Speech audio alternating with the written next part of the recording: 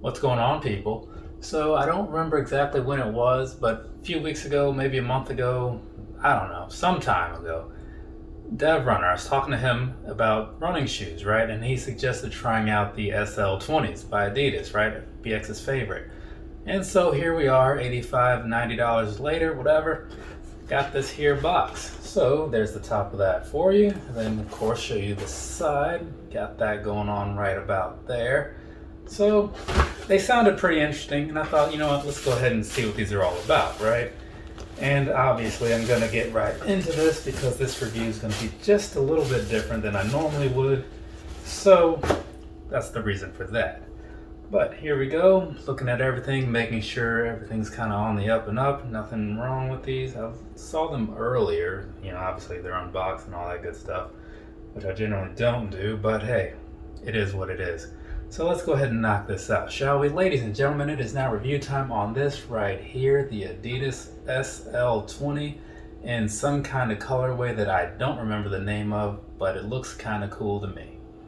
So here's the thing, right? We're gonna go ahead and knock this out, starting with the bottom. So what you're seeing down there, right? Across the front of the foot, you have the Continental outsole, similar style to what you see on an Ultra Boost. On the back end, you don't have that, nor on the middle either. But on the back end, they've got this kind of opaque sort of style thing going on there. It feels almost like a rubberish feel. I'm guessing it's gonna be just as good as maybe the Continental, but who knows? I'll figure that out when I actually start running around in them. And then moving on past that on up to the midsole here, you've got a look that kind of reminds me of the marble splatter pair that I picked up some time ago. And that's honestly what drew me to these, because I kind of like that little gradient style thing they have going on. But that's not the big deal here. What is the big deal is that this midsole is made out of the Lightstrike material, right? So what that means is that it's going to be super cushiony, but they're able to put more cushion into it without sacrificing, like, you know, using up extra space. So that's kind of the trade-off there, which in the end makes them extra light. So we'll touch on that a little bit later.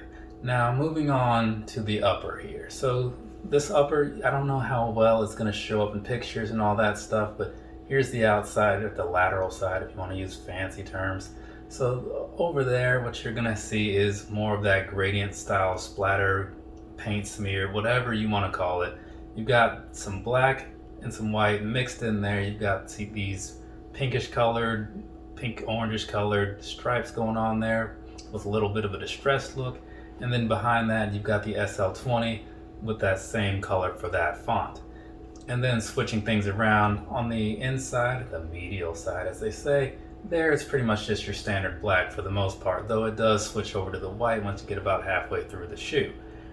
And then around to the back, nothing too fancy back there. You've just got this perforated area with the pink orangish color peeking through. And so that's pretty much it, right? And then you've got the heel cup down below that in something of a darkish tannish sort of color. I'm not sure, looks almost like a very dirty sort of color going on down there. But it seems like it's going to be good for locking in the heel area, so that's a plus. Now, moving on past that, onto the front of the shoe, right, you've got the standard laces, nothing too fancy. They feel and look a lot like what you might see on an Ultra Boost. So there's that for you. If you have any of those, expect the same thing as far as what these look and feel like.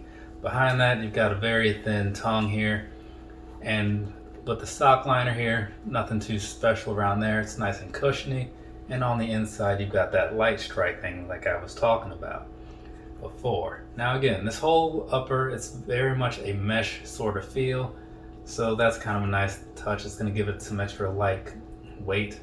Now, along with the weight, one of the things about the midsole here, with them using this Lightstrike technology, is that it's supposed to be, imagine something like Boost, but supposedly won't bottom out. And they can put more into it to make it overall more cushion but less weight. Hopefully I said that all correct, because it seems to be working out. When I look at these compared to something like this being the Pegasus 35 Turbo from 2018 or 19, something like that, up until now these are the lightest shoes I had, but these, they actually weigh in at the same amount, which is 8 ounces. So not too bad, right? But the thing is, past all that, past the fancy new technology and the lightweightedness and this cool look and all that, what's up with the shoe itself? Got to talk about that, right? So let's go ahead and move on from the looks and all that and get on into the sizing. So here's the thing. With these, I'm going to say that they're a true to size fit. But I'm going to add on to that this is a size 9. Generally, I go with a 9.5 for my shoes, right? But as some may be aware, because I've said it many times, I do like a more snug fit. And generally, if my 9.5 isn't available, as was the case here, I'll drop down to the 9, right? So I felt pretty comfortable going into that. So I picked these up in that size, and they're fitting pretty much like I would want them to fit, honestly. I feel like the 9.5 would have been fine. It would have had a little more room in it. But if anything, I could wear some thicker socks and be cool, right? But I'm thinking I might prefer this fit personally, but if I was to suggest anything, again, I'm going to say go true to size, just to make it easier on other people. Now, as far as the comfort goes and the feeling and all that stuff, I'm going to get more into that once I start running in these. But for now, what I will say is that just walking around in them, they feel very great. And then with the way the mesh is on the upper, you can move your toes around. You've got a good bit of mobility in there. It's pretty close to the Ultra Boost 20, which is the prime blue upper, right? So it's kind of a mix of knit and a mix of recycled plastic. So it's not as movable or mobile or whatever as the 19s because those were full on knit, but it's still really good in my opinion. So there's that for you. Okay, so I just got done running on the treadmill for a mile. Yeah, it's just something simple just to kind of get these broken in, and then a couple laps on the just the indoor track and all that stuff. All in all, things are looking pretty good with these things. I'm very surprised, honestly, because when you have something cheaper, you don't know what to expect, right? You have an idea of what you should expect, but these are definitely way past that. So I'm very happy with them so far. Heel impact was good. Feeling throughout the whole shoe was pretty solid as well. So we're just going to have to see how they hold up over the next few days, see if they get any better. So yeah. So I don't remember exactly where I left off because, as I said, I was going to be doing this video in kind of like segments or whatever. So the first part would have been me doing the unboxing and talking about the shoe and all that stuff. And then there's this part where I've done the actual performance piece of it. So here's what happened, right? I went out last week. I ran 3 miles each day, one and a half in these, 1.5 in these here, just because I had to do 2 performance reviews, and I figured let me just double up on the running. It just made sense. So that's what I did, right? And in the end, I got my little comparison, and that's where we are now to talk about these right here. So here's the thing, right? The Adidas SL20, I have nothing but good things to say about this. Like, the price point is great, the feeling is great, all that good stuff, all thumbs up across the board. But that's not really enough to tell people why it's worth picking up or whatever. So let me break some things down for you. First off, as I said before, this shoe is super light, which is a really good thing because when you're running, you don't want anything weighing you down, obviously, right? Also, with the way this midsole is, the technology that they use on here, the Lightstrike stuff, the way it's supposed to work is that you can get more cushion in there with using less space. So that means it's going to be lighter. That's where that comes in. And in theory, this new stuff won't bottom out like some people say happens with the Ultra Boost, right? So that's a plus. And it sounds good, but then you're thinking like, okay, well, is it really going to work out? And honestly, yeah, it really does. Because I was running in these, and these things felt great. Like, I felt like I could just run for days. I mean, I wouldn't because, it's just physically not possible. But in my mind, I was like, oh yeah, I could do this. Which is why I didn't mind running so much last week, because it wasn't terrible. But anyway, so moving on though, running around in these, everything felt good. Like the hitting of the ground and whatnot, because I did this mostly on a treadmill, but then I ran like half a mile again outside on the track, like on the last day in these, and then also with the React Infinity Run, whatever those things were called. And I gotta say, these were definitely like the better pick of the two. I haven't fully broken in those other things, so I can't speak on that so much.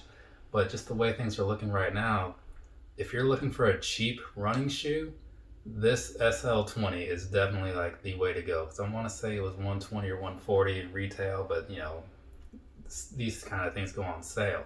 And I get that these might be towards the end of their product cycle and whatever, and like the next thing is probably coming around.